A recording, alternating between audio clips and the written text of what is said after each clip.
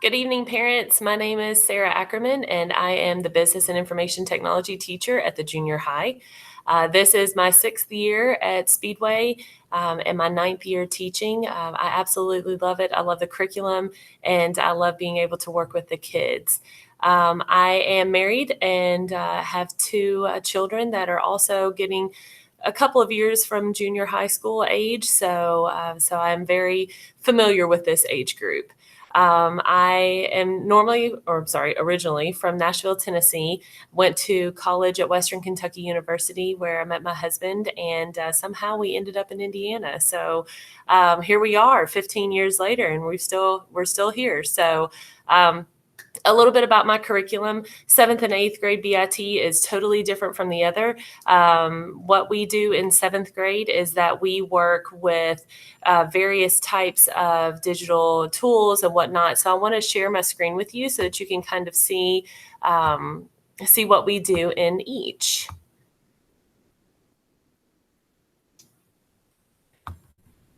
So in 7th grade, what we focus on is we have one unit over digital citizenship down here, you can see. Here we explore various things with how to be a good digital citizen online, a lot of kids are getting into social media and other things. So kind of just teaching them how to have good netiquette and also how to just be a good digital citizen. We also look at a business and entrepreneurship unit where with this students will actually work through the whole entrepreneurship building of a big business plan, the whole aspect of it. So the kids will work together to come up with a product that hasn't been invented before and kind of work through the steps of what they would work through in order to launch their business. It's really cool. The kids absolutely love being a part of it because they actually even get to work to build a prototype, a non-working prototype, but they get to work on building a prototype of their product. And then at the end, we have some people that come in and listen to it almost as if it were kind of like a Shark Tank episode. So it's really cool. The kids get really engaged and involved in it. Another thing that we do is a little bit of career exploration, but just in the way of understanding that there are more jobs out there than being an NFL player or an actress or whatever. So just kind of giving kids an idea of what all is out there in the world. And then our last unit that we'll be working on is website design and a little bit of coding. So we're going to be using a couple of different sites to advance their coding skills and also to work with building of a website, just to kind of give the kids a little bit more development with it. In 8th grade, we go into a lot more with coding, but 7th grade, we're just kind of dabbling in it. We also, which isn't on this sheet here, but we also have what I call Monday projects, where kids can come in every Monday and they write together a proposal for me for that month. And then they're telling me for the month of September, I want to advance my skills on 3D printing. And so they'll write out for me a proposal of this week, I'm going to learn about the program. The next week, I'm going to dabble in trying to build a circle or something. So basically, the kids put together their own plan of what they want to accomplish. And then with that, they're able to kind of understand, A, what it takes to be an independent learner. B, they're able to look at all different types of technologies.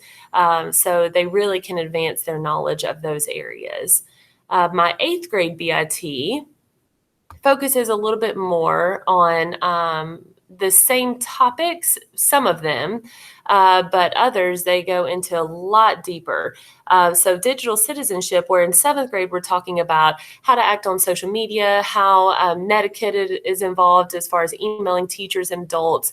In 8th grade, we learn more on plagiarism, fair use, copyright, piracy, different things like that, just to help kids to understand what they can and can't do with using other people's material online. We also go into a big unit on personal finance. This is the age where they're starting to get jobs or maybe babysitting, just getting a little extra cash on their hands. So we want them to be able to understand how to use it. This is my favorite unit with them, and also what I find from parents, their favorite unit. kids really understand how much it costs to be an adult.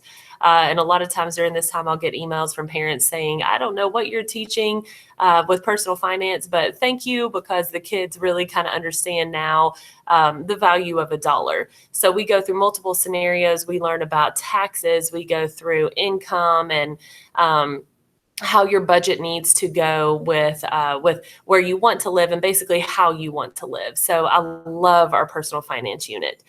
We go into a much deeper discussion on our career exploration. We actually will begin looking at the 16 different clusters of careers that are out there. It doesn't mean that I'm getting them to decide on a career or anything else, but we explore everything. I get them to look at careers as they are. So for example, if they want to go into, being a doctor, well, what kind of doctor? There's tons of different options in the medical field. So are you thinking more of like a pediatric doctor or a doctor in the military, a surgeon, or different things like that? So it gives kids an idea of all of the different jobs that are out there than basically just the beginning thing of what they initially thought. We also go through the education that they'll need with it, various colleges or trade schools that they could go to for it. I even have some people come in and talk about their career. So if you're interested ever, parents, in coming in and talking about your career, I would love to hear from you. And then last but not least, we do go into website design.